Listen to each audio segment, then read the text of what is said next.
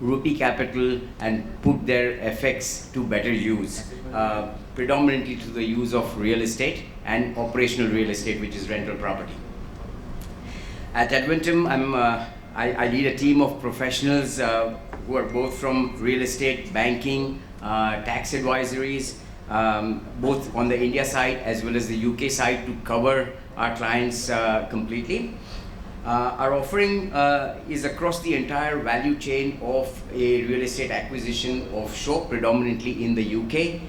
Again, dealing with multiple tax layers and including awkward taxes like the annual tax on envelope dwellings and inheritance tax that we as Indians are not used to, and optimizing holding structures, whether it's personally held or through the use of companies, is something that my team and I are capable of executing for our clients. So one may ask, why invest overseas at all? And over the last several years, overseas investments, be it in equity, real estate, or just remittance to keep monies parked in a harder currency, have all gained traction. From less than $2 billion just about a decade ago, we are looking and seeing at almost $20 billion being remitted using the LRS mechanism that is now available to all citizens in our country, where people are obviously exhaustively using it in several fronts, whether it's for education, healthcare, travel, or diversification. Overseas investments obviously offer a natural hedge to the country's political and economic climate, and in the context of Indians, offer a harder currency to bedrock their investments in. With our consumption increasingly becoming dollarized, whether it's fuel, which we are all getting pinched with, or education costs of future for the future for our children, or consumption of clothes, apparel, shoes, whatever it may be, increasingly we are paying for it effectively in dollars, and therefore the thought is, why not have some income in dollars as well? The next question is, why invest in real estate overseas? And there are two parts to this that are of equal importance. One, of course, real estate is a tangible asset class, and on the backdrop of a hard currency, rides property cycles internationally well, giving you capital growth along with foreign exchange growth. But most importantly, real estate overseas, and especially in the context of UK, offers superior rental returns as compared to returns from India.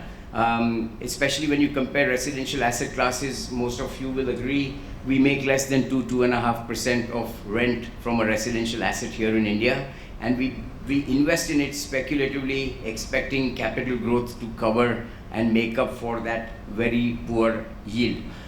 In the UK, by contrast, even residential property can generate up to 6.5% rental yields per annum. And this, again, given that it is in GBP, on a round trip calculation in rupees, can give as much as 10.5% because of FX growth here. Property cycles in the UK typically offer doubling of prices over a span of 10 years. So imagine making this kind of return in pounds, where FX would have itself played a growth part as well. I do have some charts, Stan, if you can. Yeah. So if one were to look at some of the numbers, I know the print is pretty small, but on an average ticket size, I think I have of about £350,000 for a typical two-bedroom investment in Manchester.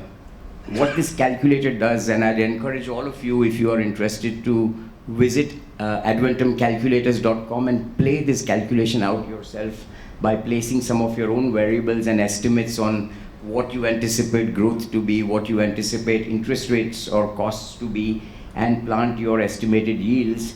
The beauty about an overseas real estate investment strategy is that capital growth, rental growth, and FX all work together, compounding each other to deliver the same return to the investor, as opposed to an Indian strategy where your borrowing cost and your FX are working against your capital growth, which only remains a speculative investment and not a cash flow investment.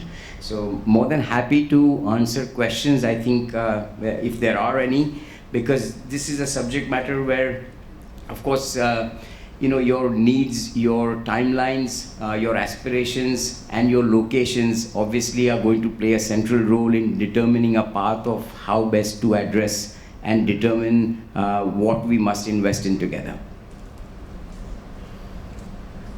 Sure. Taxation. So depending on how you are anchoring property, on the first assumption that you're buying it through the LRS in your personal name, rental income from UK property is exempt from tax up to the extent of the first £11,500. Now, assuming that you and your spouse or family members bought property jointly, each of you shall take that deduction of rent and not have to pay rent in the UK at all to the extent of 11,500. And then, of course, it picks up, there's a basic tax slab up to 25,000 pounds and so on and so forth, going all the way up to 45%. What you need to be careful is, if you are a tax resident in India, you will have to declare this income as part of your global income and pay tax in India under the head of income from house rent. So it effectively works out to about 20% in India.